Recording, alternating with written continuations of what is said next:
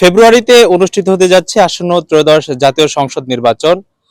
21 তারিখে প্রতীক বরাদ্দ দেওয়ার পর থেকে আনুষ্ঠানিকভাবে প্রচারণা শুরু হয়েছে। এই মুহূর্তে অবস্থান করছি নওগাঁ 1 আসন। এই আসনটি পোরশা, নিয়ামতপুর এবং সাভার অর্থাৎ 3টি উপজেলা নিয়ে এই আসনটি গঠিত। এই আসনের মোট ভোটার সংখ্যা 4,74,067 জন।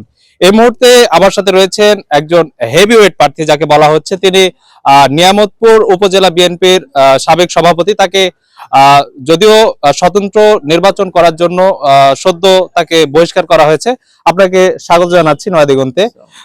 এই যে দীর্ঘ 3টি উপজেলা নিয়ে একটি আসন গঠিত। আপনি সাবেক 3বারের সংসদ সদস্য ছিলেন। তো এই 3টি উপজেলা নিয়ে আপনার সামনের কি কি পরিকল্পনা আছে এবং আরো কি কি উন্নয়ন আপনি করতে চান? আমি গত 3বারের সংসদ সদস্য ছিলাম। আমাদের এখানকার সবচেয়ে বড় যেটা, এটা কিন্তু একদম মরুভূমির মতো পড়ে থাকতো। আমি খালেদা দিয়ে, আমাদের নেত্রীকে দিয়ে সাভারের সেই প্রতিদার থেকে পানি নিয়ে এসে খাওয়ার পানি আনতে হতো। সেখানে ডিপ বসাচ্ছি এবং অনেকগুলো ডিপ বসায় সবগুলা বিদ্যুতায়নও করছি। নেমাতপুরে সবচেয়ে বেশি ডিপ আছে 660টা, যেখানে অন্য উপজেলা, এটা আমার হাত দিয়ে বসানো। এবং ওর সাথে অনেক ডিপ বসাচ্ছি। এটা আমাদের এলাকার জন্য, কৃষি প্রধান এলাকা। এই যে এখন আবাদ হচ্ছে, এটা এই কারণে ডিপের জন্য।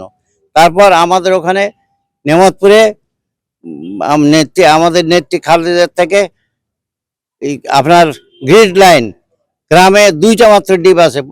দক্ষিণ ওইদিকে পূর্বাঞ্চলে একটা, নেওয়াতপুর গ্রামে একটা, নেওয়াতপুরে ডিপ আছে, যেটা থেকে পোরশা, সাপাহার, তারপরে মান্দা সব জায়গায় বিদ্যুতায়ন হয়। এবং সবচেয়ে আমাদের বড় কথা ছিল 47 সাল থেকে পাকিস্তান হয়, কিন্তু এই যে আমাদের সাভার উপজেলার 5টা বিওপি আছে, বিডিআর এর যে পোস্ট, এরা 2-3টা বিল পার হয়ে যেতে হতো। ওই জন্য বিএসএফ ইচ্ছা করে বর্ষার সময় গোলাগুলি করতো।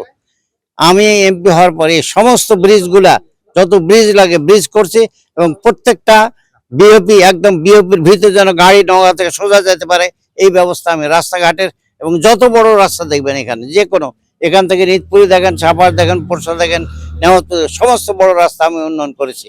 এই যে এই নির্বাচনে আচরণবিধি খুবই কঠোর করা হয়েছে, তো এই পর্যন্ত আপনার নির্বাচনী প্রচারণার ক্ষেত্রে কোথাও বাধা পেয়েছেন কিনা বা হামলা হয়েছে কিনা একটু বলবেন। শুনুন, সর্বপ্রথম আমি এই পোরশা বাজারে যে মুরব্বী আছে বসে আছে, আমি ওনার সঙ্গে জাস্ট উনি বলছে তুমি আসো দেখা করো। ওনার সঙ্গে দেখা করছি, কিছু ছেলে, ধানের শীষে কিছু ছেলে এসে ভুয়া ভুয়া করে চিৎকার করে আবার চারিদিকে। তারপরে আমাদের নেওয়াতপুরে যেটা ধানের শীষের প্রার্থী, তার নিজের ভাই, আমাদের যেটা আগের ইউনিয়নের চেয়ারম্যান সভাপতি ছিল বিএনপির, তার মাথা ফাটায় নিজে, এবং মাথা ফাটায় কয়েকটা স্ত্রী হাসপাতালে ভর্তি ছিল, এবং এটা কেসও হয়েছে। আমরা কিন্তু কিছু বলি নাই। গত রাতে আমি গেছিলাম ওই শ্রীমন্তপুর ইউনিয়নে, ওখানে আমি বাজারের মধ্যে বক্তৃতা দিয়েছি, ওরকম কিছু ছেলে হইচে করতে চায়। এখন পর্যন্ত আমরা কত আচরণভঙ্গি ভঙ্গ করে নাই। আচরণভঙ্গি এটা হতে পারে যে আমরা থামে হয়তো বাইরে দিয়েছি, যেটা আমরা জানি না।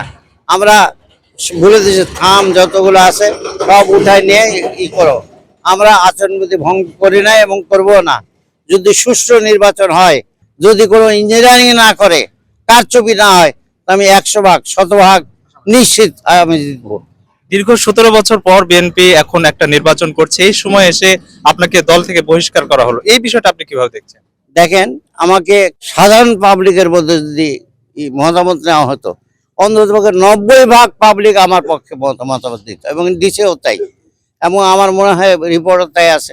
কেন দেওয়া হয়নি এটা যাই না, সেজন্য আমি স্বতন্ত্র দাঁড়াইছি। এবং স্বতন্ত্র দাঁড়ানোর নিয়ম আছে যে 20 তারিখ পর্যন্ত উড্ডালের ডেট, 20 তারিখ পার হলে আমাকে উড্ড করবে, এটাই তো নিয়ম আমাদের গঠনতন্ত্র অনুযায়ী। কিন্তু আমি আমার যখনই গ্রহণ হয়েছে, আমার মনোনয়ন যখনই স্ক্রুটিনি হয়ে সঠিক হয়েছে, তার 4 ঘন্টার মধ্যে আমাকে বহিষ্কার করা হয়। এটা কিন্তু বিএনপির গঠনতন্ত্রের ভিত্তিক। অথচ অনেক জায়গায় 20 তারিখের পরে বহিষ্কার করা হয়েছে। আমি সবার সঙ্গে আমি খারাপ আচরণ করছি বা কারো কিছু করি নাই, আমার কাছে খালি হাতে ফেরত দিয়েছি এরকম নাই। আমি আপ্রাণ চেষ্টা করছি, এটা আমার জীবনের শেষ নির্বাচন। আমি চেষ্টা করি, আমি নিজে একজন মুক্তিযোদ্ধা, যুদ্ধ করছি, পাঁচ গুলি খাওয়া মুক্তিযোদ্ধা। আমি এই রহনপুরের এগেনস্টে কালোপাড়ায় যুদ্ধ করতে যায়, পায়ে গুলি খাই, কারণ আমাদের সাঁপার এক ছেলে আহত হচ্ছে, তাকে বাঁচাতে যায়। আমি চেষ্টা করি, আমরা যেই স্বপ্ন নিয়ে এই দেশ গড়ছিলাম, এখন আবার দ্বিতীয়বার ওই রকম সব সৃষ্টি হচ্ছে, কয়েক হাজার লোক মারা গেছে। আমরা তো যাচ্ছি আমাদের ছেলে পেলে যেন ভালো থাকে, এই জন্য আমাদের চীন উন্নত করছে একমাত্র কেন? টেকনিক্যাল শিক্ষা, সবকিছু টেকনিক্যাল শিক্ষা। এটা আমাদের, আমি সংসদে গেলে বারবার বলবো, চীনের যে শিক্ষারীতি, আমাদের যে সিস্টেম, এটা অনুসরণ করো। জি ধন্যবাদ আপনাকে। দর্শক যেমনটি শুনছিলেন, বলছিল বীর মুক্তিযোদ্ধা ডাক্তার সালেক চৌধুরী, তিনি পরপর 3বারের সংসদ সদস্য। তিনি বলছে যে নিরপেক্ষ এবং প্রশাসনের যদি নিরপেক্ষ ভূমিকা পালন করে তাহলে কিন্তু জয়ের ব্যাপারে তিনি শতভাগ নিশ্চিত। তো এই ছিল নওগাঁ 1 আসন থেকে শাফিউল ইসলাম রকি, নয়াদিগন্ত, নওগাঁ।